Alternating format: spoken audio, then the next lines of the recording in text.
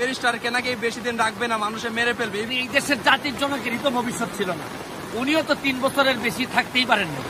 এই দেশের মানুষরাই তারে নির্বিচারে তারে একেবারে সব পরিবারে হত্যা করছে। দিন বেঁচে আছি একেবারে নাড়াই দিব আমি সবকিছু, যে দুর্নীতি করলে রাজনীতি ছাড়েন, আর যদি রাজনীতি করেন। আপনি দেখেন বাংলাদেশের ম্যাক্সিমাম গরিব মানুষগুলো ঠিক মতো 3 বেলা তারা বাজার করতে পারতেছে না, আর এমপি মন্ত্রীরা দায়িত্বহীন বক্তব্য দিয়ে বাংলাদেশের মানুষকে তারা অত্যাচারের পর অত্যাচার করতেছে। আমরা শেখ হাসিনাকে বলবো উনি দেশের অভিভাবক, আর না হলে ওই স্রষ্টা রাব্বুল আলামিন আল্লাহর কাছে বিচার দিব। আল্লাহ যেন এদেরকে ফেরাউন এবং নমরুদের মতো ধ্বংস করে দিয়ে। আসসালামু আলাইকুম দর্শক, দেশ ও দেশের বাড়ি থেকে যারা এই মুহূর্তে ভিডিও ওপেন করেছেন সবাইকে অসংখ্য অসংখ্য ধন্যবাদ। দর্শক, প্রথমেই শুনবেন শিরোনামে ব্যারিস্টার সুমন বলেছেন যে বঙ্গবন্ধু শেখ মুজিবুর রহমান 3 বছরের বেশি বাঁচতে পারেন নাই, ওনাকে মেরে ফেলেছে। আর আমি তো ব্যারিস্টার সুমন দূরের কথা, তবে আমি মৃত্যুর আগে জ্বালিয়ে যাব এই দেশটাকে, জ্বালিয়ে যাব এই হবিগঞ্জকে, যে কদিন বেঁচে থাকবো। এদিকে এক হকার উনি মন্তব্য করেছেন বাংলাদেশের সমস্ত এমপিদের নিয়ে, ব্যারিস্টার সুমনকে নিয়ে, যে বাংলাদেশের এমপি মন্ত্রীরা সব বাংলাদেশের চোর দুর্নীতিবাজ, এদেরকে সংকেত দিয়েছেন এবং হুঙ্কার দিয়েছেন। কিন্তু কেন এই হকার হুঙ্কার দিচ্ছেন এমপি মন্ত্রীদেরকে, কেন ব্যারিস্টারের সঙ্গে লাগতে আসছেন এই হকার, তা আপনারা এই ভিডিওতে বিস্তারিত সমস্ত জানতে পারবেন। কেননা ব্যারিস্টার সুমনের পিছনে হাজারো মানুষ লাগার চেষ্টা করছে, হাজারো মানুষ লেগে রয়েছে, হাজারো শত্রু লেগে রয়েছে, কিন্তু এতে কোনো কি লাভ হয়েছে? কোনো মামলা দামলা হামলা একটার পর একটা তার পিছনে লেগে রয়েছে। তাহলে নতুন করে কেন এই হকার এসে লাগলেন ব্যারিস্টার সুমনের পিছনে? হকারের কি স্বার্থ আছে এখানে? নাকি সারা বাংলাদেশের এমপি মন্ত্রীদেরকে উনি ধুয়ে দিলেন? উনি জনগণের পাশে এসে দাঁড়াতে চাচ্ছেন, কি স্বার্থ আছে তার এর মাঝখানে? নাকি এর ভিতরে কোনো আবার নতুন ষড়যন্ত্র রয়েছে, যেখানে ব্যারিস্টার সুমনের পিছনে অনেক শত্রুই ইতিমধ্যে লেগেছেন, অনেক মামলা করছেন, অনেকে পিছন থেকে শত্রুতা করছেন একটার পর একটা। চলুন আমরা সেই হকারের কিছু কথা শুনে আসি, তাহলে বুঝতে পারবো। ব্যারিস্টার সুমনের কণ্ঠ পরে পাবেন। আজকে বাংলার অভিশপ্ত সন্তানে পরিণত হয়েছে। সে বলেছে তার সামনে নাকি কাগজ আর কলম পেয়েছে, সে লিখে ফেলছে যে মানুষ বানরের থেকে হয়। অর্থাৎ এই রামবাম নাস্তিকেরা বাংলাদেশের ইসলামী চিন্তা চেতনাকে ধ্বংস করে দিয়ে আলেম সমাজকে বন্দিশালায় আটকিয়ে দিয়েছে। আমি এর তীব্র নিন্দা জানাই। স্বাধীন বাংলাদেশের নাগরিক হিসেবে বঙ্গবন্ধু শেখ মুজিবুর রহমান এই দেশে ইসলামিক ফাউন্ডেশন গঠন করেছিলেন, কিন্তু সেই দেশে আজকে আলেম সমাজ বন্দিশালায়। আজকে এই নাস্তিকের বাচ্চারা আলেম সমাজদেরকে উগ্রবাদের তকমা দিয়ে তাদের প্রতি নির্যাতন চালাচ্ছে দিনের পর দিন। দেশ জাতি সমাজ তাদের এই নির্যাতনকে বাজারে গেলে মনে হচ্ছে বাজারে প্রত্যেকটা জিনিসের মধ্যে আগুন লেগেছে।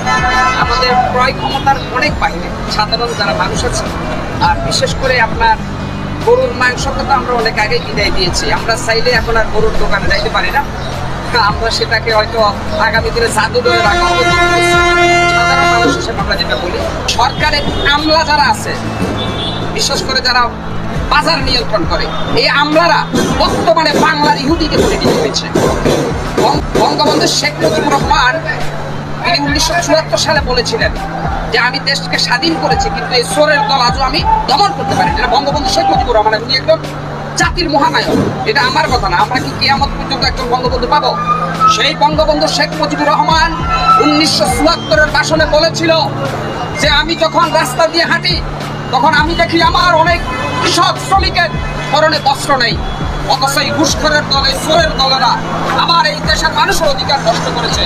আজকে বাংলাদেশে প্রত্যেকটা জনগণের অধিকারকে নষ্ট করার পিছনে বাংলাদেশের মাফিয়া সিন্ডিকেটরা জড়িত। অতএব শুধু রমজান মাস নয়, আমি মনে করি মাননীয় প্রধানমন্ত্রী শেখ হাসিনা, আপনি আপনার নিজস্ব একটা গোয়েন্দা তৈরি করুন। প্রত্যেকটা বাজারে বাজারে, প্রত্যেকটা অলিতে গলিতে আপনি একটু আপনার নিজের গোয়েন্দা দিয়ে একটু জরিপ করে দেখেন কিভাবে বাংলাদেশের মানুষকে তারা একটা চক্রান্তের ফাঁদে ফেলেছে। আপনি প্রত্যেকটা জায়গায় ছোট দোকানদার, বড় দোকানদার এবং পাইকারি ব্যবসায়ী প্রত্যেকেই সিন্ডিকেট করে। ওরা বাংলাদেশের ইহুদি মিয়া, এরা সরকারকে তেল মারে মিয়া। আর বিশেষ করে আমি মনে করি অল আউট অ্যাকশন কি রকম বোঝা যায়। আপনি যে দুর্নীতিবাজ নেতাদের বিরুদ্ধে অল আউট অ্যাকশন আজও পর্যন্ত নেওয়া হয় নাই। এই মন্ত্রী এমপিরা শুধু ফাঁকা বলি সারে জাতীয় সংসদে মিয়া, এই তেলবাজ এমপিরা। অতএব আমরা তেলবাজকে কিনা করি। আমি শেখ হাসিনাকে বহু বক্তব্যে উদাত্ত আহ্বান করেছি, বাংলাদেশের মানুষ আপনাকে ভালোবাসে, বাংলাদেশের মানুষ বঙ্গবন্ধুকে ভালোবেসেছিল, বাংলাদেশের মানুষ 2008 সালের ডিসেম্বর নির্বাচনে আপনাকে নিরুষ্কম্পটে বিজয় করেছিল, স্বাধীনভাবে দুই মুঠো দুই বেলা খেয়ে পরে স্বাধীনভাবে বসবাস করার জন্য। কিন্তু অত্যন্ত দুর্ভাগ্যের বিষয়, মাননীয় ওবায়দুল কাদের সাহেব বলেছিলেন বাংলাদেশ এখন নেতা উৎপাদনের কারখানা। ভাই, আতি নেতা, পাতি নেতা, পখাটে নেতাদের উৎপাদে গ্রাম, দেশ, শহরে কোনো জায়গায় আমরা শান্তি পাচ্ছি না। প্রত্যেকটা জায়গায় সাদাবাজি, টেন্ডারবাজি চলছে। আপনি দেখেন বাংলাদেশের ম্যাক্সিমাম গরিব মানুষগুলো ঠিক মতো 3 বেলা তারা বাজার করতে পারতেছে না। আর এমপি মন্ত্রীরা দায়িত্বহীন বক্তব্য দিয়ে বাংলাদেশের মানুষকে তারা অত্যাচারের পর অত্যাচার করতেছে। আমরা শেখ হাসিনাকে বলবো উনি দেশের অভিভাবক, আর না হলে ওই স্রষ্টা রাব্বুল আলামিন আল্লাহর কাছে বিচার দিব। আল্লাহ যেন এদেরকে ফেরাউন এবং নমরুদের মতো ধ্বংস করে দিয়ে পৃথিবীর জমি। দর্শক, এদিকে হকার যে কথাগুলো বলেছে প্রত্যেকটা কথার মূল্য আছে এবং প্রত্যেকটা কথার যুক্তি আছে। তবে এই যুক্তিকতা কে দেখবে বাংলাদেশে? উনি যাদেরকে উদ্দেশ্য করে কথাগুলো বলেছেন, যাদেরকে উদ্দেশ্য করে এই কথাগুলো বলতেছেন, তারা কখনো কি এই মানুষটার কথার মূল্য দিবে? নাকি উনি এইগুলা প্রচার করছে নিজেকে কোনো কিছু করার জন্য, নাকি ব্যারিস্টার সুমনকে ছোট করার জন্য এগুলা তৈরি করছে উনি ভিডিও, নাকি উনি সারা বাংলাদেশের মানুষের জন্য এইভাবে কাজ করার চেষ্টা করছে? যেভাবে এমপি মন্ত্রীকে এবং মাননীয় প্রধানমন্ত্রীকে ওপেন সিক্রেট চ্যালেঞ্জ করছে, তাহলে এই মানুষটা পিছনে আছে কি কোনো নতুন শক্তি? তাহলে ব্যারিস্টার সুমনকে সহ জড়িয়ে ধরে এত কথা বলার উদ্দেশ্য কোথায়, কি কারণে? তাহলে আমাদেরকে ব্যারিস্টার সুমনের সে বক্তব্যের পিছনে চলে যেতে হবে, যা ব্যারিস্টার সুমন যে বক্তব্যে কথাগুলো বলেছেন সেই কথাগুলো সূত্র ধরে যেতে হবে, নাকি এই হকারের কথার সূত্র ধরতে গেলে বাংলাদেশের প্রত্যেকটা এমপি মন্ত্রীকে উদ্দেশ্য করে উনি এই কথাগুলো বলেছেন? যেই কথাগুলো উনি বলেছেন প্রত্যেকটা কথার মাঝে একটা করে কিন্তু লুকিয়ে আছে।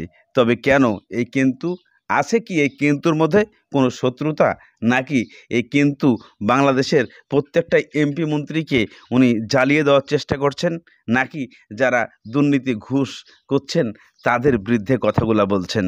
যদি তাই বলে থাকেন তাহলে ব্যারিস্টার সুমন তো কোনো দুর্নীতি করেন নাই, তাহলে প্রত্যেকটা এমপি মন্ত্রীকে জড়িয়ে এইভাবে হকারের কথা বলার কোনো প্রয়োজন ছিল না।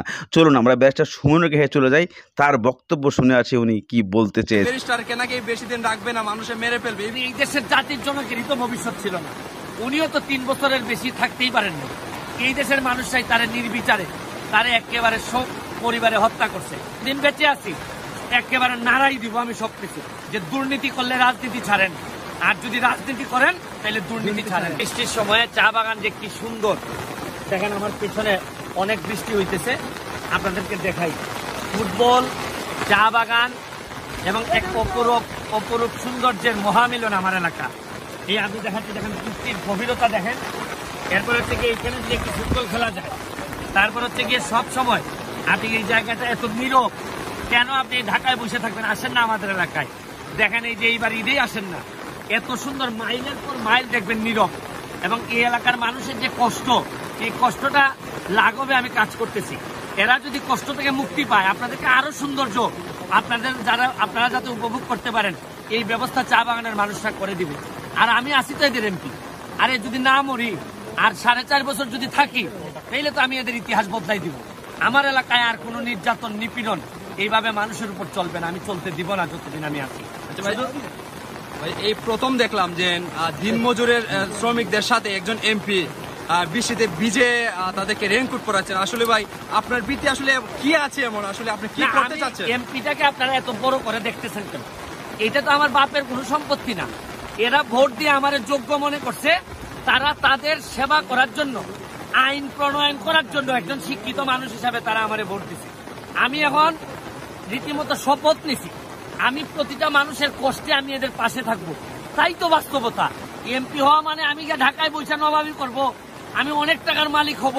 বঙ্গবন্ধু তো এই জন্য দেশটাকে স্বাধীন করে নেয়। সোনার বাংলার যে কনসেপ্ট, এই কনসেপ্টটা কোথায় আসছে যে তুমি নবাব হয়ে যেতে হবে, বড় বড় পাঞ্জাবি পরে হাঁটতে হবে? তা না, মানুষের যেখানে কষ্ট, এখানে এই কাজগুলা করার কথা চেয়ারম্যান, মেম্বার, উপজেলা চেয়ারম্যান সবার, আমারও, আমরা সবাই মিলেই তো আমরা দেশটাকে আগায় নিতে চাই।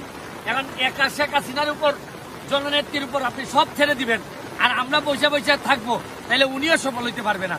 আমি আমার এলাকার সৌন্দর্য আপনাদের সামনে তুলে ধরতেছি। আচ্ছা ভাই, আমরা অনেকে চার দোকানে বসে শুনলাম যে ব্যারিস্টারকে নাকি বেশি দিন রাখবে না, মানুষে মেরে ফেলবে, এই বিষয়ে কি বলবেন? হায়াতের মালিক হচ্ছে কি আল্লাহ। যতদিন আসি ততদিন সার্ভিস দিতে চাই। যদি মনে হয় যেদিন আমার থাকবে না, শুনেন, এই দেশের জাতির জনকেরই তো ভবিষ্যৎ ছিল না। উনিও তো 3 বছরের বেশি থাকতেই পারেন না। এই দেশের মানুষরাই তারে নির্বিচারে, তারে একেবারে সব পরিবারে হত্যা করছে। এখানে আমার খুব একটা যে বেঁচে থাকার ইচ্ছা তাও না, তবে যতদিন বেঁচে আছি একেবারে নাড়াই দিব আমি সবকিছু। আমি বলছি না যে দুর্নীতি করলে রাজনীতি ছাড়েন, আর যদি রাজনীতি করেন তাহলে দুর্নীতি ছাড়েন। দেখেন আমি কি করে দিই। তোমরা আমার দুঃসময়ে আমার ভোট দিয়ে আমার এমপি বানাইছে। তোমরা আমার কাছে কিছু চাওয়া লাগবে না। সারা জীবনই তোমরা কি চাইবা তার চেয়ে বেশি আমি তোমাদেরকে দিয়া যাইব। সারা জীবন কাজ করে একটা শ্রমিক হবে না যে সে রেইনকোট পায় না, সবাই পাবে। এখন প্রশ্ন হইলো, আজকে তো পাইলাম না দাদা, কখন পাইমো? প্রশ্ন এটা না। আজকে গিয়া আমি বাসায় গিয়া আমি আরো 100 দিতেছি, যাতে কেউ বাদ না থাকে। আমি একটু পরে দেওয়ার কথা হইলে কোন বাগানে? সিঁড়িবাড়ি। এই রেইনকোট কোন সরকারি না, এই রেইনকোট আমারে কেউ বলে নাই দেওয়ার জন্য। আপনারা 2 বার আমি ভোট চাইতে আইছি, এমপি নির্বাচনে আর এরপরে আবার ভোট নাই, এমনি আইছিলাম। আমার ভিতর থেকে মনে হয়েছে যে এই মানুষগুলা কষ্ট করে, এরা বৃষ্টির সময় একটা রেইনকোট দেওয়া দরকার। আমি আজকে 200 আনছি, তাইলে এর মানে আরো কিছু লোক বাকি আছে। তাই নাই, কারা কারা হাত তুলেন, কোনো আওয়াজ নাই। হাত দাও,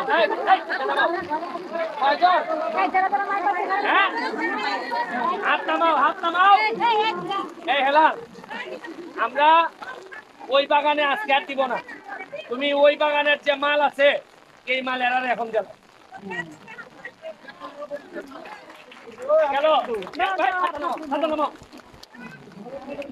এখন দাঁড়াও। এখন লিস্ট করে করিয়া আমি গেলে পরে লিস্ট করে করে যারা এখানে উপস্থিত আছে সবাই দিলাম। আমার বদলে আমি আইছি একটা যত্ন করে, ভালো মন নিয়ে। তোমরা আচরণে যদি আমি কষ্ট পাই আর আমি আর আইমু? আমি বারবার বলতেছি এই কথা, আমার কেউ কয় নাই একটা আমার রেইনকোট দাও। আমার নিজের মনে হয়েছে যে আমার লোক বিস্তাছে, এই জন্য আমি নিয়ে আইছি। আর তোমরা নিজেরাই যদি হাওয়া কাল্লা করো, তাহলে আমার লোক যখন কইব কি, আরে বেটা রাখ, এরা দেওয়ান লাগতো না, এরা একদম হাল্লা কাল্লাই করবো। তোমরা নিজেরা বাক্য খাইতেছো। একটা কথা, আমার পার্মেন্ট ওয়ার্কার মনে করেন সেন্টারে আছে 300 জন। আচ্ছা, অলটি আছে 140 জন। এই সব আছে না? আচ্ছা আচ্ছা, এই কত পয়সা না পাবে এই সব। হ্যাঁ হ্যাঁ, ঠিক আছে। তাইলে 300 জন হইলে কি রেগুলার? ও সেন্টার হইলো 300 না বাবা, হয়ে গেছে। আচ্ছা, যা হচ্ছে এই লিস্ট অনুযায়ী সবাই পাবে। এখন প্রশ্ন হইলো, আমি এমপি হিসাবে আমি তোমাদের জন্য কেন এটা নিয়ে আইসা বীজে আইসি? আমি আমার বীজতে কোনো কষ্ট হয় না, আমি ফুটবল খেলি। দর্শক, ইতিমধ্যে আপনারা ব্যারিস্টার সুমনের সমস্ত বক্তব্যগুলো শুনেছেন, প্রত্যেকটা কথাগুলো শুনেছেন।